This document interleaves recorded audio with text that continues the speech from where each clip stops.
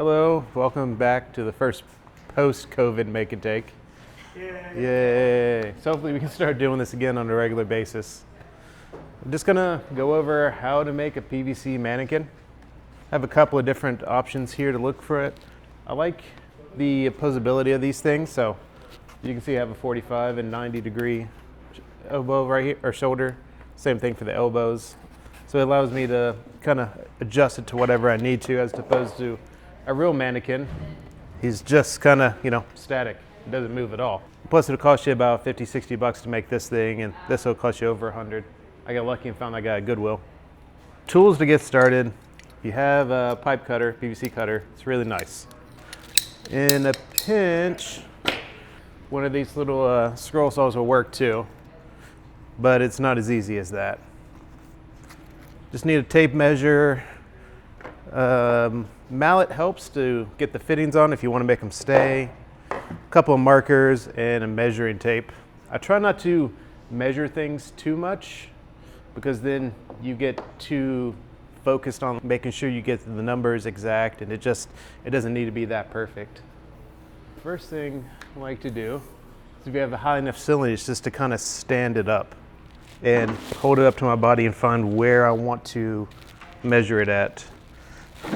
So you gotta remember, you're building a skeleton, so you don't want to make it to like the very inside of your body. All right, also if you're gonna build the base, this is optional. So if you're gonna put this out in your yard, I would just drive rebar into the ground and zip tie it to the rebar. But if you want to make this stand up inside or in your garage, it's nice to build the base to go on it. So the little foot I like to put on first. So if you don't take that into consideration, your pipe just got a lot longer. So you want to put the little foot on the bottom because that'll make a difference. It'll make it taller. If you want to do the tape method of yourself, you need to make it very accurate to yourself, obviously. If you're just making a general dummy, then I'll just kind of hold it up to something like this and measure off of there. Or if you want to make, like, I don't know, something the size of my daughter, come here. So I'm going to hold this here. Okay, hold it please. I'm going to find, all right, I want the hips to be right about there. So I'm going to draw a line. So it's supposed to be at the height of the hip? Yes. So this is going to be the joining sector. So you're going to kind of take this and put it like right on your waist and think about that's where it's going to connect, right? So this little guy, you just kind of expand it all the way out, put it on the line, and then just start squeezing it down. Takes a little bit of... I want it to be taller than me. You want to be taller than you? Menacing. Cool. So I'm going to put my other foot on. And to get these on there nice and good, I just kind of bang it on the ground a couple of times. To make the other leg the same size, I just hold them together and draw another line. I find these are easier if you like put it against your hip and kind of push more than trying to use grip strength. At least until you get into it. Yeah. My first PVC pen. Nice. So there's two legs. So grab two 90s and put them on the top. So have the feet pointed out, the hips pointed in. Or just give it a whack. So now take this, put it right on the center of your hips, right where your spine and hips would be. Hold that right there.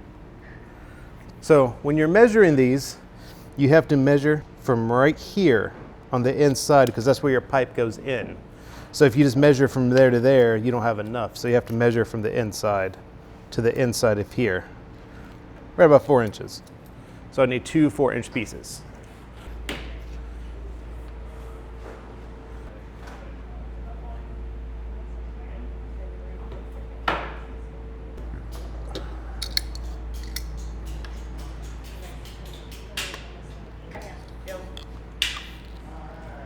When you get those two cut, I like to hammer them into the middle. Because when you take the legs off, I want the legs to come off, but I don't want the hip to come apart. So that's why I like to hammer those in.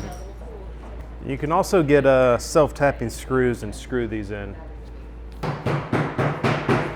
I like to hammer these on too.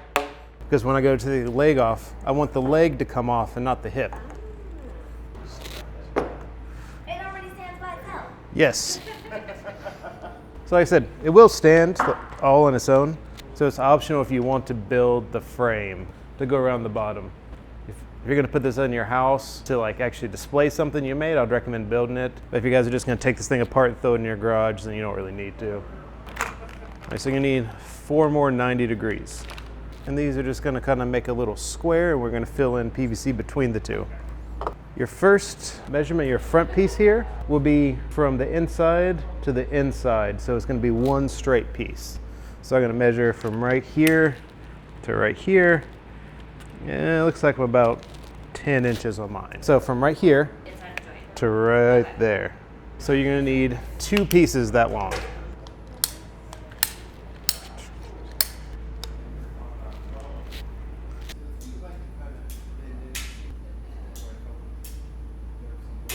So I put a 90 degree on each of those. So once you get those built, you gotta kind of think about how wide you want your base to be. So if you want to have his arms out, you might want to make the base a little bigger, just because it'll be more stable that way. But on this guy, I made them about 8 inches. Obviously that doubles, so now his base is like 16 inches long. Actually a little bit more when you put the connectors on it. So you're saying each of the 4 segments is 8 inches? Yes, so we're gonna make 4 cuts, 8 inches long.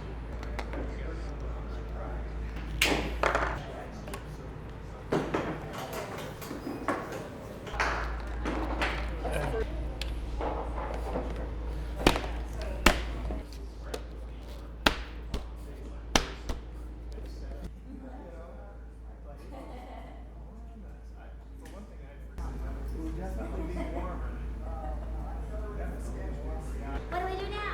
All right, we're gonna make the spine. Normally, I would take and put a piece in there and then start marking it off, but it's a little tall now. I guess we'll have to get out the measuring tape on that one. So this little connector basically goes right here. This is where your spine, neck, and shoulders all connect. You want it below the shoulders so you have enough room to bulk it out. So now I'm gonna measure from the bottom of this down to this, and I got about 14 inches on my guy. I like to use the 90 degree angles for the shoulders. The 90 degrees will kind of have your arm more easy, but depending on the costume you're trying to put it on, that's why those are out more, so there's more room to get a bulkier costume on that guy. All right, so I'm gonna put this right here on the shoulder. Lean forward, please. And I'm gonna measure from the inside of here to the inside of there, and I'm right about 6 inches on her. So I'm gonna make 2 6 inches pieces to be the shoulders.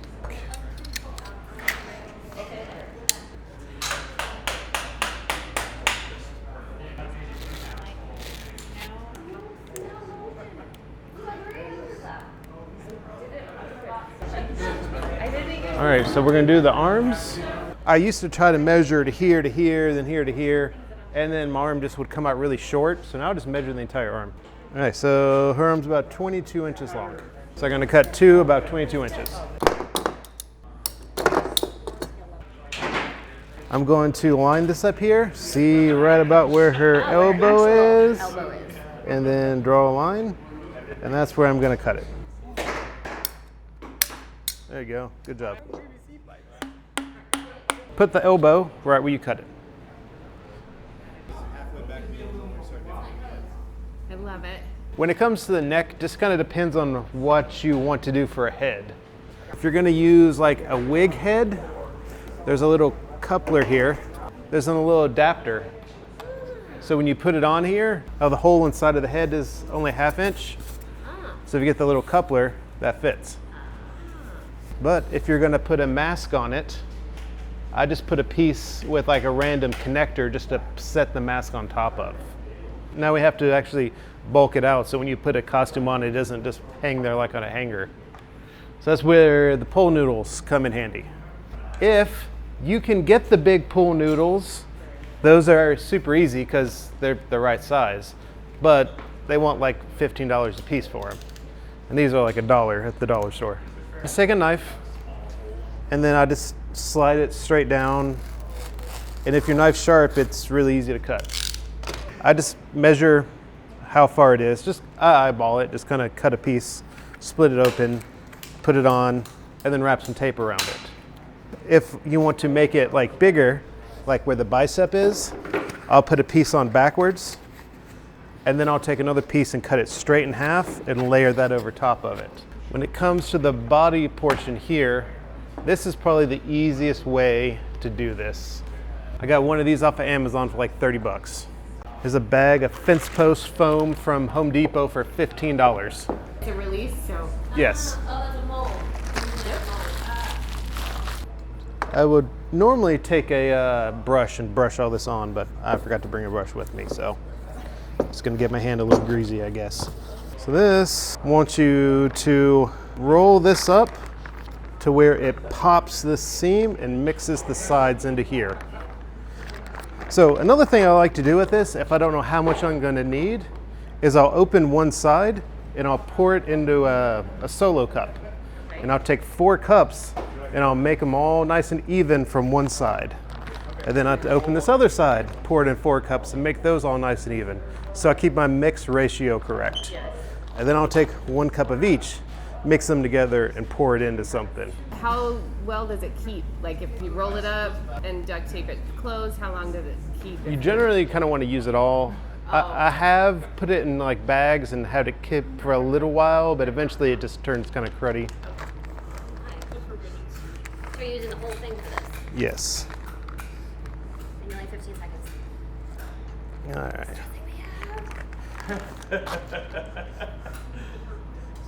You want to try to kind of slosh it around and make sure you get it into all the spots. So it's literally making air bubbles, so you can pop the bubbles to keep it down. Okay. And I made a tape ghost of it with duct tape. So I covered the whole thing in aluminum foil and then just wrap tape around it. Just 1 layer of duct tape? For the most part, yeah. Some parts doubled over, just depending on like how thick it was. Like if I could, the first row of duct tape I used was real thick. So then the second roll was a lot thinner because I went with a cheaper roll, knowing I was going to use a lot of it. And that part I had to double over some more. So it just really depends on what you're using.